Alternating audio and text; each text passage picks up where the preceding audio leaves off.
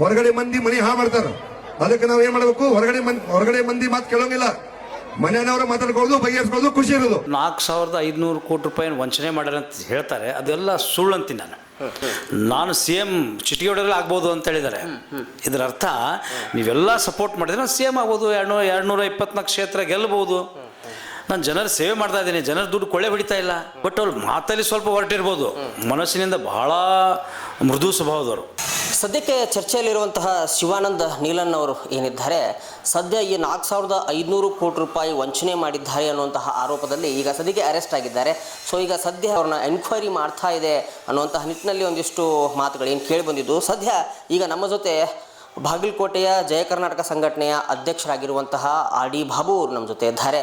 So junior Upendra ಅಂತ ಹೇಳಿ ಕರೀತಾರೆ, ಹೆಚ್ಚು ಫೇಮಸ್ ಅವರು. ಅವ್ರ ಬಗ್ಗೆ ಮಾತನಾಡ್ತಾ ಹೋಗೋಣ. ಸರ್, ಈಗ ಮೊದಲು ಶಿವಾನಂದ ನೀಲನ್ ಅವರಂದರೆ ಯಾರು, ನಿಮ್ಮ ಅವರ ಒಡನಾಟ ಹೇಗಿತ್ತು ಅಂತ ಈ ಹಿಂದೆ? ಶಿವಾನಂದ ನೀಲನ್ ಅವರು ಏನಾದ್ರಲ್ರಿ, ನಾನು ಒಬ್ಬ ಆತ್ಮೀಯ ಸ್ನೇಹಿತರು. ಈ ಹಿಂದೆ ಒಂದು ಚಾಂಪಿಯನ್ ಅಂತ ಮೂವಿ ಮಾಡಿದರು. ಆ ಚಾಂಪಿಯನ್ ಮೂವಿ ಒಂದು ಪ್ರಮೋಷನ್ಗೆ ನಾವೆಲ್ಲ ಹೋಗ್ತಾಯಿದ್ವಿ, ನಮ್ಮ ಆರ್ಕೆಸ್ಟ್ರಾಗಳು, ನಮ್ಮ ಶಿವರಾಜ್ ಕುಮಾರ್ ಸರ್ ಹತ್ರ. ಈ ಥರ ಪ್ರಮೋಷನ್ಗೆ ಏನೇನು ಬೇಕೋ ಆ ಒಂದು ಇದರಿಂದ ನಾನು ಭಾಳ ಆತ್ಮೀಯರವರು. ಹಾಗಾಗಿ ಅವತ್ತು ಮಾಜಿ ಸೈನಿಕರಿಗೆ ತೊಗೊಂಡವ್ರು ಕೆಲಸ ಮಾಡ್ತಾಯಿದ್ದಾರೆ ನೋಡಿರಿ. ಈಗ ದೇಶ ಕಾದು ಬರ್ತಾರೆ, ಕೆಲವೊಬ್ಬರು ಬಂದ ತಕ್ಷಣ ಏನು ಮಾಡ್ತಾರೆ, ಕೆಲವೊಬ್ಬರು ನೌಕರಿಗೆ ಹೋಗ್ತಾರೆ, ಕೆಲವೊಬ್ರು ಏನು ಮಾಡ್ತಾರೆ ಅನಿವಾರ್ಯಕ್ಕಾಗಿ ಡ್ಯೂಟಿ ಮಾಡಲೇಬೇಕಪ್ಪ, ಇನ್ನು ಮುಂದೆ ಬೆಳೀಬೇಕು ನಾವು ಅನ್ನೋರು ಏನು ಮಾಡ್ತಾರೆ, ಅವ್ರಿಗೆ ನೌಕರಿ ಯಾವ್ದು ಕೇಳ್ತಾರೆ ಅಂದರೆ ಇಲ್ಲಿ ಬಂದ್ಗಳೇ ಬ್ಯಾಂಕಿಗೆ ಸೆಕ್ಯೂರಿಟಿ ಹಾಕಿದ್ನೋ ಅಥವಾ ಯಾವ್ದಾರು ಆಫೀಸರ್ ಮನೆ ಮುಂದೆ ಸೆಕ್ಯೂರಿಟಿ ಹಾಕಿದ್ನೋ ಈ ಥರ ನೌಕರಿ ಕೊಡ್ತಾರೆ. ಬಟ್ ಅದನ್ನು ಚೇಂಜ್ ಮಾಡಿ ಸೈನಿಕರು ನಮ್ಮ ದೇಶದ ಒಂದು ಬೆನ್ನೆಲುಬು ಅನ್ನುವ ನಿಟ್ಟಿನಲ್ಲಿ, ಸೈನಿಕರಿಗೆ ಒಂದು ಗೌರವ ಕೊಡುವ ನಿಟ್ಟಿನಲ್ಲಿ 15,000 ಸೈನಿಕರೇನಿದ್ದಾರೆ ಆ ಸೈನಿಕರನ್ನು ಒಂದು ತಮ್ಮ ಶಿವಮ್ ಅಸೋಸಿಯೇಟ್ಗೆ ಸೇರಿಸ್ಕೊಂಡು ದಿನನಿತ್ಯದ ವ್ಯವಹಾರಗಳು ಮಾಡ್ತಾಯಿದ್ರು ಅವರು. ಯಾಕಂದರೆ ನೀವು ಕೂಡ ಒಬ್ಬ ಬಾಸ್ ಆಗಿರ್ರಿ, ಯಾರೂ ಆಳಾಗಿರಬೇಡ್ರಿ ಅನ್ನೋ ಮಟ್ಟಿನಲ್ಲಿ ಅವರು ಏನು ಒಂದು ಕೆಲಸ ಮಾಡ್ತಾಯಿದ್ರು. ಅವರು ಒಂದು ಅಸೋಸಿಯೇಟಿಗೆ ಇತ್ತೀಚೆಗಂದರೂ ಸಿಕ್ಕಾಪಟ್ಟೆ ಅವರ ಒಂದು ಯೂನಿಯನ್ ಬೆಳೆದಿತ್ತು, ಲಕ್ಷಾಂತರ ಜನ ಸೇರ್ತಾಯಿದ್ರು. ಎಲ್ಲೋ ಇದು ರಾಜಕೀಯದವ್ರಿಗೆ ಇವನ್ನೆಲ್ಲಿ ಬೆಳೆದು ಬಿಡ್ತಾನೋ ಅನ್ನೋ ನಿಟ್ಟಿನಲ್ಲಿ ಈ ಒಂದು ಷಡ್ಯಂತ್ರ ಆಗಿದೆ ಅಂತ ನನ್ನ ಅನಿಸಿಕೆ ಇದು. ಯಾಕಂದರೆ ಈಗ ಬೆಳಗಾವಿಗೆ ಕಡೂರಲ್ಲಿ ಮಾಡಿದರು, ಮಹಾರಾಷ್ಟ್ರದಲ್ಲಿ ಮಾಡಿದರು, ಲಕ್ಷಾಂತರ ಜನ ಸೇರ್ತಾಯಿದ್ರು. ಇವತ್ತು ಯಾರು PM ಬಂದರೂ ಸೇರಲ್ಲ, CM ಬಂದರೂ ಸೇರಲ್ಲ. ಇವರೆಲ್ಲ PM CM ಬರಬೇಕಂದ್ರೆ ಇವರು ದುಡ್ಡು ಕೊಟ್ಟು ಕಾರ್ಯಕರ್ತನ ಕರ್ಕೊಂಬರ್ಬೇಕು, ಬಸ್ ಕೊಟ್ಟು ಕರೆಸ್ಬೇಕು. ಬಟ್ ನಮ್ಮ ಶಿವಾನಂದ ನೀಲನ್ ಅವ್ರದ್ದು ಆ ಥರ ಇರಲಿಲ್ಲ. ಶಿವಾನಂದ ನೀಲನ್ ಅವರು ಬರ್ತಾರೆ ಅಂದರೆ ಸಾಕು, ಸಾಕಷ್ಟು ಜನ ತಮ್ಮ ದುಡ್ಡು ಖರ್ಚನ್ನು ಮಾಡ್ಕೊಂಬರ್ತಾಯಿದ್ರು. ಅವರು ಸಾಕಷ್ಟು ಬಡ ಜನರಿಗೆ ಮತ್ತು ಉದ್ಯೋಗಸ್ಥರಿಗೆ ಉದ್ಯೋಗ ಕೊಟ್ಟಾರ, ನಿರುದ್ಯೋಗಿಗಳಿಗೆ ಉದ್ಯೋಗ ಕೊಟ್ಟಾರೆ.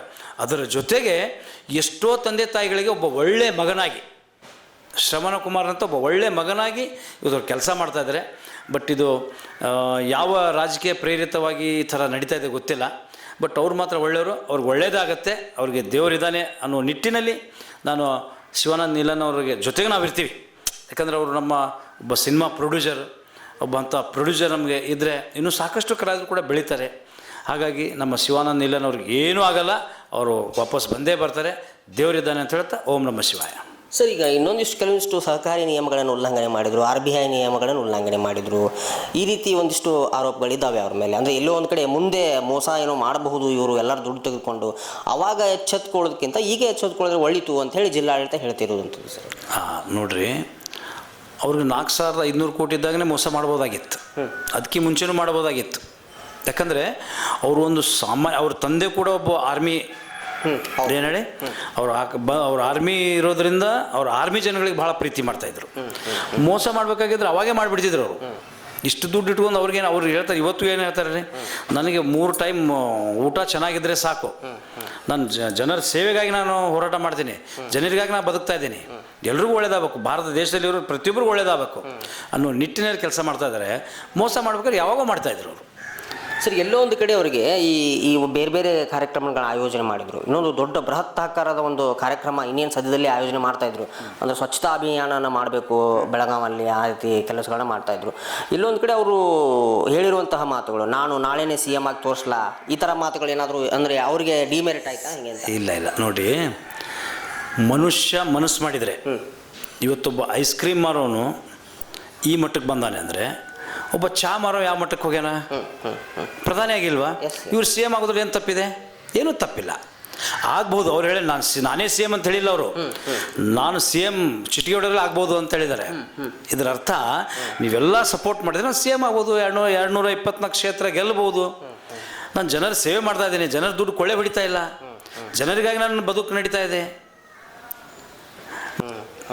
ಅವ್ರು ಮಾತಾಡೋ ಸ್ಟೈಲ್ ಹಂಗಿದೆ, ಅದು ಜನರಿಗೆ ಹರ್ಟ್ ಆಗ್ತಾ ಇದೆ.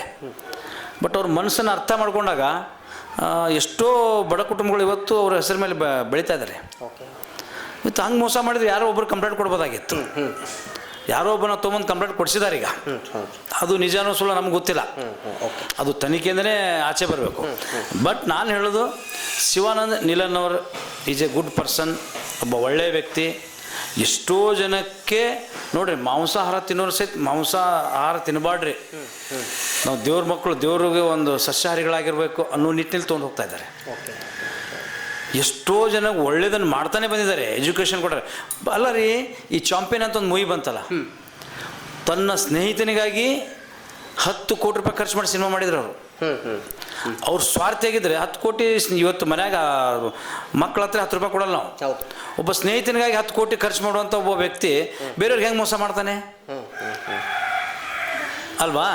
ಈಗ ನಮ್ಮ ಕಾರ್ಯಕ್ರಮ ಮಾಡುವ ಉದ್ದೇಶ ಏನಿತ್ತು ಅಂತ ಅಂದರೆ, ಈಗ ಜನರನ್ನ ತಮ್ಮ ಹತ್ರ ಅಟ್ರಾಕ್ಷನ್ ಮಾಡಿಕೊಂಡು ಈ ದುಡ್ಡು ವಸೂಲಿ ಮಾಡುವಂಥದ್ದು, ಈ ರೀತಿ ಏನಾದರೂ ಮಾಡಿದ್ರೆ ಹೇಗೆ ಅಂತ? ನೋಡಿ, ಈ ದುಡ್ಡು ವಸೂಲಿ ಅನ್ನೋದು ಏನೂ ಇಲ್ಲ. ದುಡ್ಡು ವಸೂಲಿ ಮಾಡ್ಬೇಕಾರೆ ಈಗ ಎಕ್ಸ್ ಆರ್ಮಿಗಳಿಗೆ ಯಾಮರ್ಸಿದ್ದಾರೆ ಅಂತ ಅನ್ಕೊಳ್ಳೋಣ, ಇನ್ನುಳಿದವ್ರಿಗೆ ಯಾಮರ್ಸೋದು ಎಷ್ಟು ಹೊತ್ತು ಅಲ್ವಾ? ಬಟ್ ಅವ್ರು ಯಾಮರ್ಸೋರಲ್ಲ, ಎಲ್ಲರಿಗೂ ಜೀವನ ಕೊಡೋರು. ಈ ಸ್ವಚ್ಛತಾ ಅಭಿಯಾನ ಯಾಕೆ ಮಾಡ್ತಾ ಇದ್ದಾರೆ ಅಂದರೆ, ಈ ಸರ್ಕಾರಗಳಿಗೆ ನಾಚಿಕೆ ಆಗಲಿ. ಇವತ್ತು ಸರ್ಕಾರದ ದುಡ್ಡು ಯಾವ ರೀತಿ ಹೋಗ್ತಾ ಇದೆ ಅಂದರೆ, ಅಲ್ಲಿ ಸ್ವಚ್ಛತಾ ಕಾರ್ಯಕ್ರಮ ಅಂತಾರೆ, ಹೊರಗಡೆ ಹೋಗ್ರಿ ಎಲ್ಲ ಸ್ವಚ್ಛತಾ ಕಾರ್ಯಕ್ರಮ. ಅವರು ಒಂದು ಇದು ಕೇಳ್ರಿ, ನೀವು RTI ಒಳಗೆ ಕೇಳಿದ್ರೆ ಹೇಳ್ತಾರೆ ಅವರು, ಇಷ್ಟು ದುಡ್ಡು ಬಿಡುಗಡೆ ಆಯಿತು, ಅಷ್ಟು ದುಡ್ಡು ಬಿಡುಗಡೆ ಆಯಿತು, ಗ್ರಾಮ ಪಂಚಾಯತಿಗೆ ಆಯಿತು, ಇಷ್ಟು ಆಯ್ತು ಅಂತ. ಅಲ್ಲೇನೋ ಕ್ಲೀನ್ ಆಗಿದೆಯಾ? ಆಗಿಲ್ಲ. ಯಾವತ್ತು ನಾನೇ ಕೆಲಸ ಕೇಳಿದ್ರೆ ಅವ್ರು ತಾವೇ ಮಾಡ್ತಾ ತಮ್ಮ ಕೆಲಸ ಅನ್ನೋ ನಿಟ್ಟಿನಲ್ಲಿ ಮಾಡ್ಯಾರ ಅವರು. ಬೆಳಗಾವಿ ಸ್ವಚ್ಛ ಮಾಡೋಕೆ ನಾವು ಹೋದರೆ ಸರ್ಕಾರಕ್ಕೆ ನಾಚಿಕೆ ಬರ್ತದೆ, ಸರ್ಕಾರಕ್ಕೆ ಒಂದು ಧಿಕ್ಕಾರಕ್ಕೆ ಹೋಗ್ತೀವಿ ನಾವು. ಈಗ ಸರ್ಕಾರದ ಎಷ್ಟು ದುಡ್ಡು ಪೋಲಾಗ್ತಾ ಇಲ್ಲ ಹೇಳ್ರಿ, ಎಷ್ಟು ದುಡ್ಡು ಪೋಲಾಗ್ತಾ ಇಲ್ಲ ಆಗ್ತದೆ. ಹಾಂ, ಯಾವುದು ಈ ಮ್ಯಾನ್ ಪವರ್ಗಳನ್ನೆಲ್ಲ ಇದು ಸೃಷ್ಟಿ ಮಾಡ್ತಾರೆ ಇವರು. ಈ ನರೇಗಾ ಅಂತ ಒಂದು ಯೋಜನೆಯಲ್ಲಿ, ಆ ನರೇಗಾ ಯೋಜನೆ ಒಳಗೆ ಎಷ್ಟು ಜನ ಕೆಲಸ ಮಾಡ್ತಾರೆ, ಎಷ್ಟು ಜನ ಒಂದೇ ಪಾಸ್ಬುಕ್ಕಲ್ಲಿ ಇರ್ತಾರೆ, ಎಷ್ಟು ಜನ ಯಾರ್ಯಾರು ಫೋಟೋ ಯಾರು ಹಾಕ್ತಾರೆ, ಯಾರು ಕೆಲ್ಸಕ್ಕೆ ಹೋಗ್ತಾರೆ, ಯಾರು ನೋಡ್ತಾವ ಅಲ್ಲಿ. ಆ ದುಡ್ಡು ಪೋಲಾಗಲ್ಲ. ಪಾಪ ಜನಗಳಿಗೆ ಒಳ್ಳೇದಾಗಲಿ ಅಂತ ನಾವು ಯೋಚನೆ ಮಾಡ್ತಿರ್ತೀವಿ. ಬಟ್ ಈ ಗುತ್ತಿಗೆದಾರರು ಅವ್ನ ಕೆಲ್ಸಕ್ಕೆ ಬರಲಿ ಬರದೇ ಅವನ ಹೆಸರು ಒಂದು ಪಾಸ್ಬುಕ್ ಮಾಡೋದು, ಅವ್ನದ್ದು ಅಕೌಂಟಿಗೆ ದುಡ್ಡು ಹಾಕ್ಸೋದು, ಇನ್ಯಾರೋ ಕೆಲಸ ಮಾಡ್ತಾ ಇರ್ತಾರೆ. 1000 ರೂಪಾಯಿ ಬಂದರೆ ಇವ್ರಿಗೆ 200-300 ಕೊಡೋದು. ಈ ರೀತಿ ಪೋಲಾಗೋದನ್ನು ಶಿವಾನಂದವರು ಯಾಕೆ ನಾನು ಸಮಾಜ ಸೇವೆ ಮಾಡಬಾರ್ದು, ಯಾಕೆ ನಾನು ಸಮಾಜಕ್ಕೆ ಒಂದು ಒಳಿತನ್ನು ಮಾಡಬಾರ್ದು, ಸಮಾಜಕ್ಕೆ ನಾನು ಮಾಡೋದ್ರಿಂದ ಮಾದರಿ ಯಾಕೆ ಆಗಬಾರ್ದು, ನಂತರ ಎಲ್ಲ ಜನ ಯಾಕೆ ಸ್ವಚ್ಛತೆಗೆ ಇಳಿಬಾರ್ದು? ಉಪೇಂದ್ರ ಅವರು ಸೂಪರ್ ಪಿಕ್ಚರ್ಲಿ ಒಂದು ಮಾತು ಹೇಳಿದ್ದಾರೆ, ನಮ್ಮ ಮನೆ ಸುತ್ತಮುತ್ತ ನಾವು ಕ್ಲೀನ್ ಮಾಡ್ಕೊಂಡ್ರೆ ಅಕ್ಕಪಕ್ಕದವ್ರು ಕ್ಲೀನ್ ಮಾಡಿದ್ರೆ ಇಡೀ ಊರು ಸ್ವಚ್ಛ ಇರುತ್ತಂತ. ಸರಿ, ನಾವು ಇವತ್ತೇನು ಮಾಡ್ತೀವಿ ಹೇಳ್ರಿ, ನಾವು ಕಸ ಗುಡಿಸಿ ಇನ್ನೊಬ್ಬರ ಮನೆ ಮುಂದೆ ಕಸ ಹಾಕ್ತೀವಿ ಇವತ್ತಿನ ಕಾಲಮಾನ.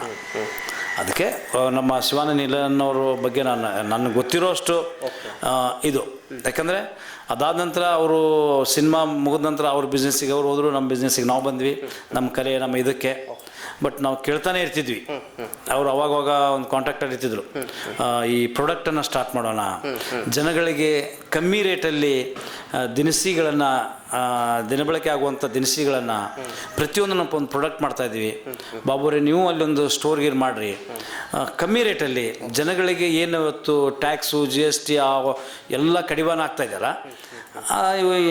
ಹೊರೆ ಆಗ್ತಾಯಿದೆ ನೋಡ್ರಿ. ಈಗ ಪೆಟ್ರೋಲ್ ಡೀಸೆಲ್ ಮೊನ್ನೆ ಇರ್ತು ಮತ್ತೆ ಇರ್ತಾಯಿದೆ ಅಂತ ಕೇಳ್ತಾ ಇದ್ದೀವಿ. ಇವತ್ತು ಸಿಲಿಂಡ್ರ್ ಇರ್ತಾಯಿದೆ, ಏನೂ ಇಲ್ಲ. ನಾವು ಇನ್ನೊಂದು 10 ವರ್ಷ ಹೋದರೆ ಬಾಯಿಗೆ ಮೊನ್ನೆ ಹಾಕ್ಕೊಳ್ಳೋದಿಲ್ಲ, ಈ ದೇಶನೇ ಮಾರಿಬಿಡ್ತಾರೆ ಗೊತ್ತಿಲ್ಲ. ಅಂಥ ಟೈಮಲ್ಲಿ ಇಂಥೊಬ್ಬ ವ್ಯಕ್ತಿ ಬಂದು ಬಡವರಿಗೋಸ್ಕರ ಒಂದು ಕೆಲಸ ಮಾಡೋ ವ್ಯಕ್ತಿಗೆ ಇವತ್ತು ಅನ್ಯಾಯ ಆಗ್ತಾಯಿದೆ, ಅದು ಅನ್ಯಾಯ ಆಗಿದೆ. ಸರ್, ಇನ್ನು ಎಲ್ಲೋ ಒಂದು ಕಡೆ ಈ ಬೆಳಗಾವಿ ರಾಜಕಾರಣಿಗಳಲ್ಲಿ ಎಲ್ಲೋ ಒಂದು ಕಡೆ ನಡುಕ ಹುಡುತ್ತಾ ಅಂತ, ಅಂದರೆ ನಮ್ಮ ಪೈಪೋಟಿ ಅಥವಾ ನಮ್ಮ ಸರಿಸಾಟಿ ಒಬ್ಬ ಬೆಳೀತಿದ್ದಾನೆ ಸಾಮಾನ್ಯ ವ್ಯಕ್ತಿ. ನೋಡ್ರಿ, ಒಂದು ಮುನ್ಸಿಪಾಲ್ಟಿ ಎಲೆಕ್ಷನ್ದಾಗ ಹೋಗಿ ನಿಂದ್ರಿ, ಕಂಟಿನ್ಯೂ ಒಂದಿಬ್ಬರು ನಿಂತಿರ್ತಿರ್ತಾರೆ, ಆ ಪಕ್ಷ ಈ ಪಕ್ಷ ಅಂತ. ನಮ್ಮಂಥವ್ರು ಯಾರು ಹೋದ್ರೆ ನಡುಕು ಹುಟ್ಟೋದೆ, ಮತ್ತು ಇಡೀ ಜಿಲ್ಲೆನೇ ಇದು ಆದಾಗ ನಡುಕು ಹುಟ್ಟೋದು ಸಾಮಾನ್ಯ ಅದು. ಅಲ್ವಾ? ಬರೀ ಒಂದು ಮುನ್ಸಿಪಾಲಿಟಿ ಎಲೆಕ್ಷನ್ ನಡೆಸ್ತಾರ, ಒಂದು MLA ಎಲೆಕ್ಷನ್ ಹೋದ್ರೆ ಕೈಕಾಲು ಬಿದ್ದು ದುಡ್ಡು ಕೊಟ್ಟು ಹಂಗೆ ಇದು ಮಾಡ್ತಿರ್ತಾರೆ, ಎಲ್ಲಿ ಸೋತ್ ಬಿಡ್ತೀವ ಅಂತ. ಅಂಥದ್ರಲ್ಲಿ ಅಂತ ದೊಡ್ಡ ಮಟ್ಟಕ್ಕೆ ಕೈ ಹಾಕಿ ದೊಡ್ಡ ಬೆಳಗಾವಿನ ಕ್ಲೀನ್ ಮಾಡಕ್ಕೆ ನಿಂತಾಗ ಆಟೋಮೆಟಿಕ್ ನಡಕ್ಕೆ ಹುಟ್ಟುತ್ತೆ ಅದು. ಈ ರಾಜಕೀಯದಲ್ಲಿ ಕಾಮನ್ ಇದು. ಆಮೇಲೆ ಇನ್ನೊಂದು ರಾಜಕೀಯದಲ್ಲಿ ಹೆಂಗಿದೆ ನೋಡ್ರಿ, ರಾಜಕೀಯ ಅಂತ ಬಂದಾಗ ಈ ರಾಜಕೀಯದವ್ರು ಬೆನ್ನು ಬೀಳ್ತಾರೆ. ಎಲ್ಲಿ ನಮ್ಗೆ ಅಡ್ಡ ಆಗ್ತಾನೋ ಮುಳ್ಳಾಗ್ತಾನೋ, ಅವನು ಬಂದರೆ ಇದಾಗತ್ತೋ, ನಮ್ಮ ಇಮೇಜಲ್ಲಿ ಹಾಳಾಗತ್ತೋ, ಆ ಥರನೂ ಆಗಿರ್ತದೆ. ಅದ್ರ ಬಗ್ಗೆ ಏನು ಭಾಳ ತಲೆ ಕೆಡಿಸ್ಕೋಬೇಕಾಗಿಲ್ಲ ನಾವು. ಸೊ ಇನ್ನು ಮುಖ್ಯವಾಗಿ ನೀಲನ್ ಅವ್ರನ್ನ ನಂಬಿದ್ದು ಆರ್ಮಿ ಅಂದರೆ ಎಕ್ಸ್ ಸರ್ವಿಸ್ ಮ್ಯಾನ್ಗಳು ಅಂತ. ಇವರು ಅಷ್ಟು ಸುಲಭವಾಗಿ ಯಾರೂ ನಂಬಂಗಿಲ್ಲ ಸರ್, ಯಾಕಂದ್ರೆ ಎಲ್ಲನೂ ಒಳ್ಳೆಯದ ತೂಗಿ ನಿರ್ಧಾರ ತೆಗೆದುಕೊಳ್ಬೇಕಾದ್ರೂ ಎಕ್ಸ್ ಸರ್ವಿಸ್ ಮ್ಯಾನ್ಗಳು ಬಹಳ ವಿಚಾರ ಮಾಡಿ ಒಂದು ನಿರ್ಧಾರ ತೆಗೆದುಕೊಂಡಿರ್ತಾರೆ. ಸೊ ಆ ನಿಟ್ಟಿನಲ್ಲಿ ನೋಡೋದಾದರೆ ಎಲ್ಲೋ ಒಂದು ಕಡೆ ನೀಲನ್ ಅವರು ಸರಿಯಾಗಿದ್ದಾರೆ ಅಥವಾ ಸರಿಯಾಗಿ ಕೆಲಸ ಮಾಡ್ತಿದ್ದಾರೆ ಅಥವಾ ಯಾರಿಗೂ ಮೋಸ ಮಾಡಿಲ್ಲ ಅಂತ ಮೇಲ್ನೋಟಕ್ಕೆ ತಿಳಿಯುತ್ತೆ ಸರ್. ಮೇಲ್ನೋಟಕ್ಕಲ್ರಿ, ಒಳನೋಟಕ್ಕೆ ಹೋದ್ರೂ ಅವ್ರು ಸರಿಯೇ ಇದ್ದಾರೆ. ಅವ್ರಿಗೆ ಮೋಸ ಆಗಿದ್ರೆ ಇಷ್ಟು ವರ್ಷ, ಈಗ ನಮ್ಮ ಚಾಂಪಿಯನ್ ರಿಲೀಸ್ ಆಗಿ ಸುಮಾರು ಒಂದು 7-8 ವರ್ಷ ಆಯ್ತು ಅನ್ಕೊಳ್ಳೋಣ, ಒಂದು 5-6 ವರ್ಷ ಅನ್ಕೊಳ್ಳೋಣ. ಅವ್ರು ಮೋಸ ಮಾಡೋಕ್ರೆ ಅವಾಗೇ ಮಾಡಿಬಿಡ್ತಿದ್ರು. ಇವತ್ತಿಗೂ ಅವ್ರು ಹೇಳ್ತಾರೆ 15,000 ಬಂದೂಕಿದೆ ಅಂತ.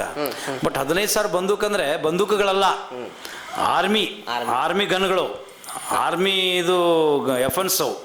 ಅಂದರೆ ಆರ್ಮಿಯವ್ರು ಇದಾರಲ್ಲ ಅವರೇ ಅವ್ರಿಗೆ ಒಂಥರ ಬಂದೂಕಿದ್ದ ಹಾಗೆ. ಅಂದ್ರೆ ಅವ್ರು ಹೇಳಿರೋ ಅರ್ಥ ಹಂಗಿತ್ತು, ಜನ ತಿಳ್ಕೊಳ್ಳೋದು ಬೇರೆ ತಿಳ್ಕೊಂಡ್ಬಿಟ್ರು. ಎಸ್, ಕರೆಕ್ಟ್ ಅದು. ಇವ್ರು ಹೇಳ್ತಾ ಇರೋದು ನಾನು ಮನಸ್ಸು ಮಾಡಿದ್ರೆ ಏನು ಬೇಕಾದಾಗ್ತೀನಿ ಅನ್ನೋದಕ್ಕೆ ಸಾಕ್ಷಿ ಅವರು. ಒಬ್ಬ ಐಸ್ ಕ್ರೀಮ್ ಮಾರವ ಇವತ್ತು ಈ ಮಟ್ಟಕ್ಕೆ ಬರ್ತಾನಂದರೆ ಚಾ ಮಾರದ ಯಾವ ಮಟ್ಟಕ್ಕೆ ಹೋಗಿ ಯೋಚನೆ ಮಾಡಿ ನೋಡ್ರಿ. ಯಾರನ್ನೇ ಬರೀ ಯಾರೂ ಬರ್ದಿಲ್ಲ. ನಾವು ಮಾಡುವಂಥ ಕೆಲಸ ನಮ್ಮ ಪ್ರಾಮಾಣಿಕತೆ ಇವತ್ತು ಹೇಳ್ಕೊಂಡು ಹೋಗುತ್ತೆ. ಹಾಗಾಗಿ ನಮ್ಮ ನೀಲನ್ ಅವರು ಏನು ಇವತ್ತು ನಮ್ಮ ಸ್ನೇಹಿತರಿದ್ದಾರೆ, ಅವ್ರಿಗೇನೂ ಆಗಲ್ಲ, ದೇವರಿದ್ದಾನೆ.